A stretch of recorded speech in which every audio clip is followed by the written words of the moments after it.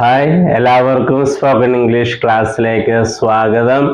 മലയാളത്തിൽ നമ്മൾ പറയുന്ന ഞാൻ എഴുതുകയായിരുന്നു, ഞങ്ങൾ എഴുതുകയായിരുന്നു, അവൻ എഴുതുകയായിരുന്നു, ഇതെങ്ങനെ ഇംഗ്ലീഷിൽ പറയും? അതാണ് ഈ ക്ലാസ്സുകളിൽ കണ്ടുകൊണ്ടിരിക്കുന്നത്.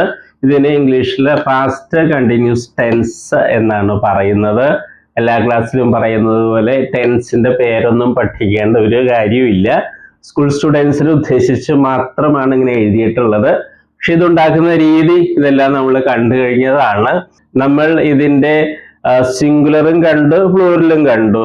അവൻ എഴുതുകയായിരുന്നു, ഹി വാസ് റൈറ്റിംഗ്. അതിന്റെ ചോദ്യം നെഗറ്റീവ് ചോദ്യം അത് കണ്ടു.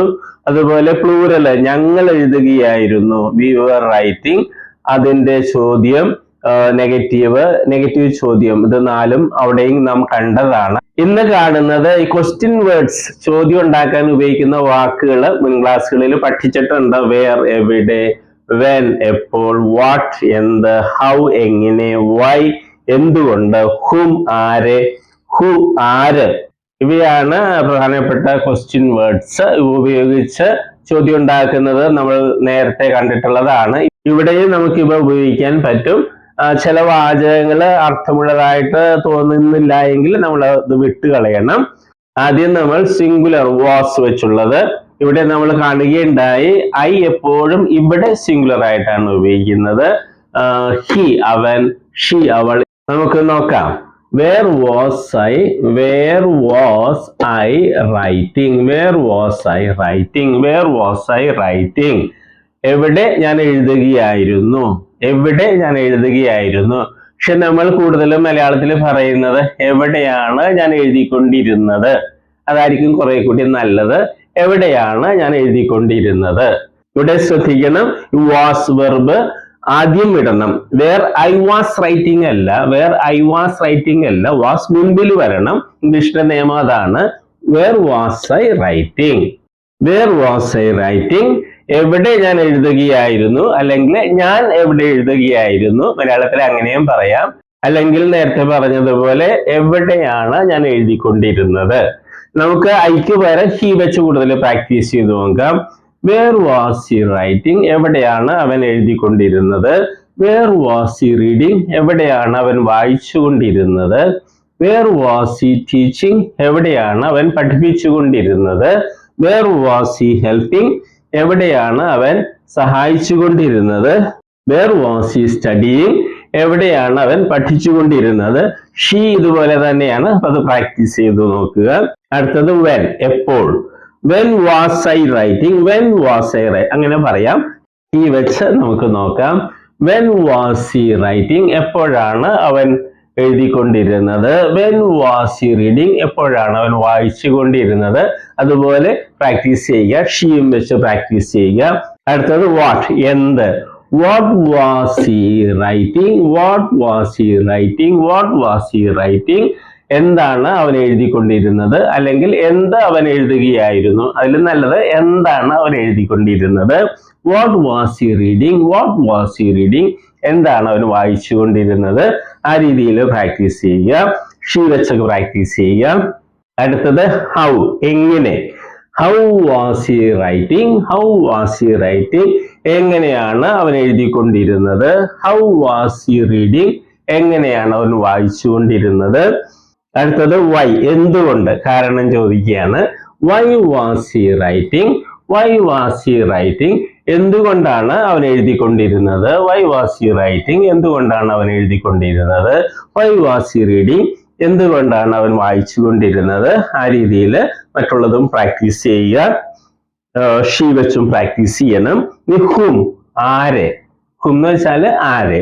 ഹും was he writing, hmm was he writing, അർത്ഥമില്ലാത്തൊരു വാചകമാണ്. നമുക്ക് ഇവിടെ നോക്കാം. Whom was he teaching? Whom was he teaching? Who was he teaching? ആരെയാണ് അവൻ പഠിപ്പിച്ചുകൊണ്ടിരുന്നത്, ആരെയാണ് അവൻ പഠിപ്പിച്ചുകൊണ്ടിരുന്നത്. Whom was he teaching? Whom was he helping? Whom was he helping? ആരെയാണ് അവൻ സഹായിച്ചുകൊണ്ടിരുന്നത്. ഷീ വെച്ചും പ്രാക്ടീസ് ചെയ്യണം.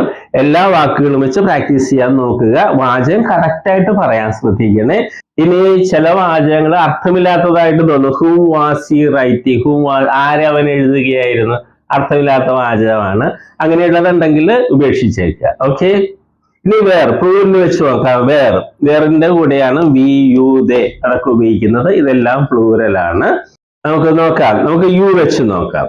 Where were you writing? Where were you writing? Where were you writing? എവിടെയാണ് നീ എഴുതിക്കൊണ്ടിരുന്നത്, അല്ലെങ്കിൽ എവിടെ നീ എഴുതുകയായിരുന്നു, അങ്ങനെയും പറയാം. പക്ഷെ അതിലും കൂടുതൽ എവിടെയാണ് നീ എഴുതിക്കൊണ്ടിരുന്നത്, അതായിരിക്കും കുറെ കൂടി നല്ല നമ്മുടെ Malayalam. Where were you reading? എവിടെയാണ് നീ വായിച്ചുകൊണ്ടിരുന്നത്. Where were you teaching? എവിടെയാണ് നീ പഠിപ്പിച്ചുകൊണ്ടിരുന്നത്. Where were you helping? എവിടെയാണ് നീ സഹായിച്ചുകൊണ്ടിരുന്നത്. Where were you studying? എവിടെയാണ് നീ പഠിച്ചുകൊണ്ടിരുന്നത്. When, എപ്പോൾ. When were you writing? When were you writing? എപ്പോഴാണ് നീ എഴുതിക്കൊണ്ടിരുന്നത്. When were you reading? എപ്പോഴാണ് നീ വായിച്ചുകൊണ്ടിരുന്നത്. അതുപോലെ ഇപ്പൊ പ്രാക്ടീസ് ചെയ്യുക. ദേ വെച്ചും പ്രാക്ടീസ് ചെയ്യുക. അടുത്തത് വാട്ട്, എന്ത്. What were you writing? What were you writing? എന്താണ് നീ എഴുതിക്കൊണ്ടിരുന്നത്. What were you reading? എന്താണ് നീ വായിച്ചുകൊണ്ടിരുന്നത്. ആ രീതിയിൽ പ്രാക്ടീസ് ചെയ്യുക. ദേ വെച്ചും പ്രാക്ടീസ് ചെയ്യുക. How were you writing? How were you writing? എങ്ങനെയാണ് നീ എഴുതിക്കൊണ്ടിരുന്നത്. How were you writing? എങ്ങനെയാണ് നീ എഴുതിക്കൊണ്ടിരുന്നത്, അല്ലെങ്കിൽ എങ്ങനെ നീ എഴുതുകയായിരുന്നു. അതൊരു സുഖമുള്ള മലയാളമല്ല അല്ലെ. അതുപോലെ ഇവയെല്ലാം വെച്ച് പ്രാക്ടീസ് ചെയ്ത് നോക്കുക. ദേ വെച്ചും പ്രാക്ടീസ് ചെയ്യുക. വൈ, എന്തുകൊണ്ട്, കാരണം ചോദിക്കുക. Why were you writing? Why were you writing? Why were you writing? എന്തുകൊണ്ടാണ് നീ എഴുതിക്കൊണ്ടിരുന്നത്. Why were you reading? എന്തുകൊണ്ടാണ് നീ വായിച്ചുകൊണ്ടിരുന്നത്. ആ രീതിയിൽ ദേ വെച്ചോ യു വെച്ചോ ഇവയെല്ലാം പ്രാക്ടീസ് ചെയ്ത് നോക്കുക. അടുത്തത് ഹും, ആരെ. Whom were you writing? ആരെയാണ് നീ എഴുതിക്കൊണ്ടിരുന്നത്. അർത്ഥമില്ലാത്തൊരു വാചകമാണ്, അതുകൊണ്ട് അത് വിടുകയാണ്. Whom were you teaching? Whom were you teaching? ആരെയാണ് നീ പഠിപ്പിച്ചുകൊണ്ടിരുന്നത്. കുഴപ്പമില്ലാത്ത വാചകമാണ് അല്ലേ. അതേപോലെ whom were you helping? Whom were you helping? ആരെയാണ് നീ സഹായിച്ചുകൊണ്ടിരുന്നത്. ഇതുപോലെ അർത്ഥമുള്ള വാചകങ്ങൾ ഉണ്ടാക്കാൻ ശ്രദ്ധിക്കണം. വേറെ വാക്കുകൾ അർത്ഥമുള്ളതായിട്ട് നമുക്ക് കിട്ടും, അത് ഉപയോഗിക്കാൻ നോക്കുക. അടുത്തത് ഹൂ നോക്കാം. ഹൂ എന്ന് വെച്ചാൽ ആര്. ഹൂ നമുക്ക് സിംഗുലർ ആയിട്ട് ഉപയോഗിക്കാം, പ്ലൂറൽ ആയിട്ട് ഉപയോഗിക്കാം. ഹൂ ഒരാളെയാണ് ഉദ്ദേശിക്കുന്നതെങ്കിൽ സിംഗുലർ ആയിട്ട് വാസ് ഉപയോഗിക്കും. ഒന്നിൽ കൂടുതൽ പേരെയാണ് ഉദ്ദേശിക്കുന്നതെങ്കിൽ വേർ, പ്ലൂറൽ ഉപയോഗിക്കും. ഉദാഹരണമായി നമ്മൾ സ്കൂളിൽ ചെല്ലുന്ന അവിടെ ക്ലാസ്സിൽ ഒരു പയ്യനിരുന്ന് എഴുതുന്നുണ്ട്, ആരാണെന്ന് നമുക്ക് അറിഞ്ഞുകൂടാ. പിന്നീട് ക്ലാസ് ടീച്ചറിനെ കാണുമ്പോൾ നമ്മൾ ചോദിക്കുകയാണ് ടീച്ചറിനോട്, ആരാണ് അവിടെ എഴുതിക്കൊണ്ടിരുന്നത്. ആരാണ് അവിടെ എഴുതിക്കൊണ്ടിരുന്നത്, ഒരാളെ ഉദ്ദേശിക്കുന്നുള്ളൂ. അപ്പോൾ ഇങ്ങനെ പറയും, who was writing there. Who was writing there, ഒരാളെ നമ്മൾ ഉദ്ദേശിക്കുന്നുള്ളൂ. ഇനി അതേ ഉദാഹരണത്തിൽ തന്നെ കുറെ കുട്ടികൾ ഇരുന്ന് എഴുതുന്നുണ്ട്, അത് നമുക്ക് ആ കുട്ടികളൊന്നും അറിയില്ല. അതുകൊണ്ട് പിന്നീട് ടീച്ചറിനെ കാണുമ്പോൾ ചോദിക്കുന്നു, ഹു വേർ റൈറ്റിംഗ് ദർ. ആരാണ് അവിടെ എഴുതിക്കൊണ്ടിരുന്നത്. ഒന്നിൽ കൂടുതൽ പേരുണ്ട്. അപ്പോൾ ഹു വേർ റൈറ്റിംഗ് ദർ, ആരാണ് അവിടെ എഴുതിക്കൊണ്ടിരുന്നത്. അപ്പൊ ആ സന്ദർഭം അനുസരിച്ച് സിംഗുലർ ആയിട്ട് ഉപയോഗിക്കാം, പ്ലൂറൽ ആയിട്ട് ഉപയോഗിക്കാം. ഓക്കെ. ഹു വാസ് റൈറ്റിംഗ്, ആരാണ് എഴുതിക്കൊണ്ടിരുന്നത്. ഹു വേർ റൈറ്റിംഗ്, ആരാണ് എഴുതിക്കൊണ്ടിരുന്നത്. ഹു വാസ് റീഡിംഗ്, ആരാണ് വായിച്ചുകൊണ്ടിരുന്നത്. ഹു വേർ റീഡിംഗ്, ആരാണ് വായിച്ചുകൊണ്ടിരുന്നത്. ഒന്ന് സിംഗുലർ ആണ്, ഒന്ന് പ്ലൂറലാണ്. ഈ രീതിയിൽ നമുക്ക് പ്രാക്ടീസ് ചെയ്യാൻ സാധിക്കും. ഈ രീതിയിൽ നിങ്ങൾ പ്രാക്ടീസ് ചെയ്യണം. ഹി, ഷീ വെച്ച് അർത്ഥമുള്ള വാചകങ്ങൾ ഉണ്ടാക്കാൻ നോക്കുക. ഇപ്പൊ വീഡിയോ കോളൊക്കെ നടത്തി പ്രാക്ടീസ് ചെയ്യാം. പ്രാക്ടീസ് ചെയ്താലേ ഒഴുക്ക് വരുള്ളൂ. പിന്നെ വെർബിന്റെ ലിസ്റ്റ് ഉണ്ട്, ഈ 4 ഫോംസ്. എല്ലാ ദിവസവും കുറച്ച് വെർബ്സ് നിർബന്ധമായിട്ടും പഠിക്കണം. ഈ ഫോംസ് അറിഞ്ഞിരിക്കണം, അതിന്റെ വ്യത്യാസമെല്ലാം അത് മനസ്സിലാക്കണം. പുതിയ വാക്കുകളും പഠിക്കാൻ നോക്കുക. Okay, all the best. നമ്മൾ വെർബുകളാണ് കാണുന്നത്. വെർബ്സ് എന്ന് പറയുന്നത് ക്രിയകൾ അല്ലെ, വരിക, പോവുക എന്നൊക്കെ പറയുന്നതാണ് വെർബ് അല്ലെ ക്രിയകള്. അപ്പൊ വെർബിന് അല്ലെ ക്രിയക്ക് ധാരാളം രൂപങ്ങളുണ്ട്. ഉദാഹരണമായിട്ട് മലയാളത്തിൽ എഴുതുക എന്ന ക്രിയ അല്ലെങ്കിൽ വെർബ് എടുക്കുക, അങ്ങനെ ഒത്തിരി രൂപങ്ങൾ. എഴുതുക, എഴുതും, എഴുതുകയാണ്, എഴുതിയിട്ടുണ്ടായിരുന്നു, എഴുതുവാൻ, എഴുതുമായിരുന്നു, എഴുതണമായിരുന്നു.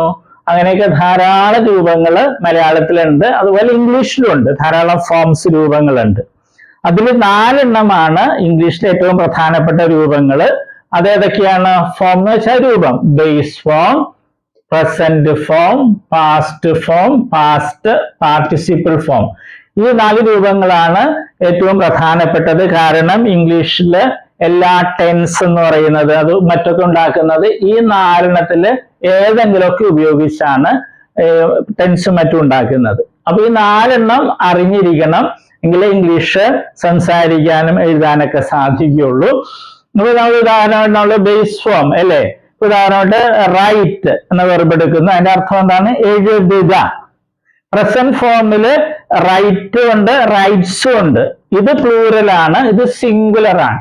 ഇതിന്റെ അർത്ഥം എന്താണ്? എഴുതാറുണ്ട് അല്ലെങ്കിൽ എഴുതുന്നു. ഇത് രണ്ടുപേരെ അർത്ഥം മലയാളത്തില്. പല കുട്ടികളും പ്രസന്റ് ഫോമിൽ ചോദിക്കുമ്പോൾ അവര് എഴുതുക എന്ന് പറയും. അത് തെറ്റാണ്. ഈ പ്രസന്റ് ഫോമില് റൈറ്റിന്റെ അർത്ഥം എഴുതാറുണ്ട് എന്നുള്ളതാണ്.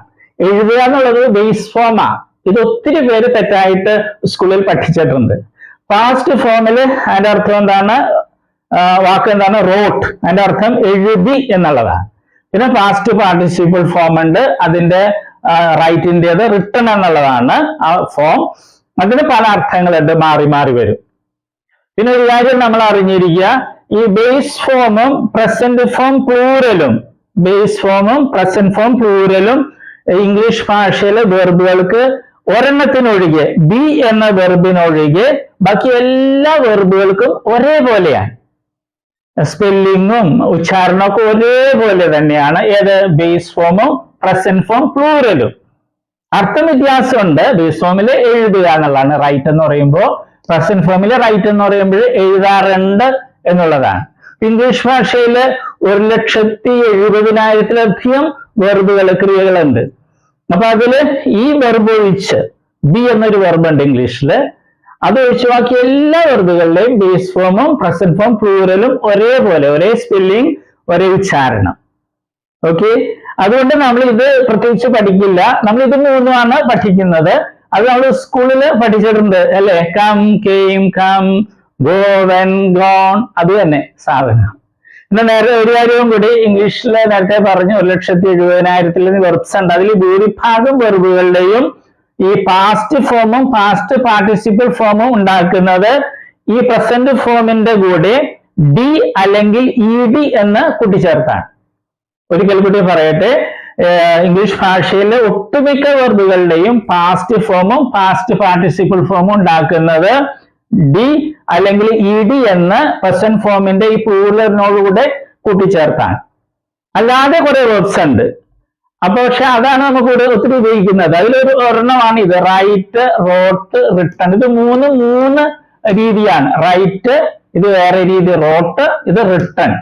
ഓക്കെ, അപ്പൊ നമ്മൾ ഇത് 3 പഠിക്കുള്ളൂ. നേരത്തെ പറഞ്ഞതുപോലെ ഇത് പ്രത്യേകിച്ച് പഠിക്കേണ്ട കാര്യമില്ല, ബേസ് അർത്ഥം അറിഞ്ഞിരുന്നാൽ മതി.